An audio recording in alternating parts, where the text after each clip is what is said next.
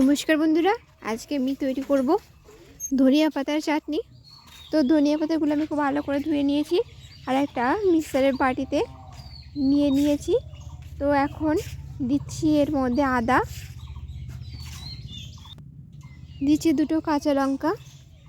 ঝালটা আপনারা কম বেশি করে নিতে পারেন, যেহেতু এই লঙ্কাগুলোতে একটু ঝাল বেশি তাই দুটো লঙ্কা দিচ্ছি। আর দুটো দিলাম রসুনের কোয়া, একটু লেবুর রস চিপে দিচ্ছি।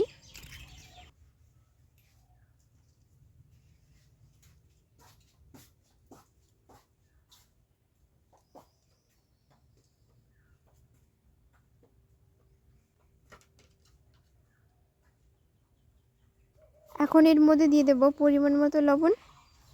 এটা আপনারা শিলেও বেটে নিতে পারেন, তবে গ্রাইন্ডারে বাটলে তাড়াতাড়ি হয়ে যায়, তো আমি গ্রাইন্ডারে বেটে নিচ্ছি। আর আপনার ইচ্ছে করলে এটা শিলেও বেটে নিতে পারেন।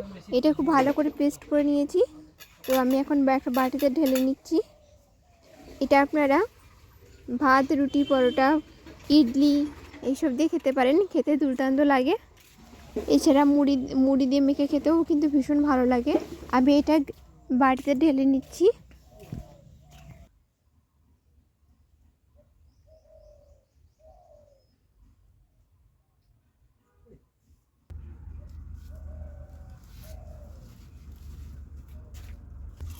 এর মধ্যে আর একটু গন্ধরাজের লেবুর রস দিয়ে দিচ্ছি, এতে টক লাগবে। আর গন্ধরাজের লেবুর যে ঘ্রাণটা আছে এই ধনিয়ার পাতা চাটনিতে গেলে খেতে ভীষণ ভালো লাগবে।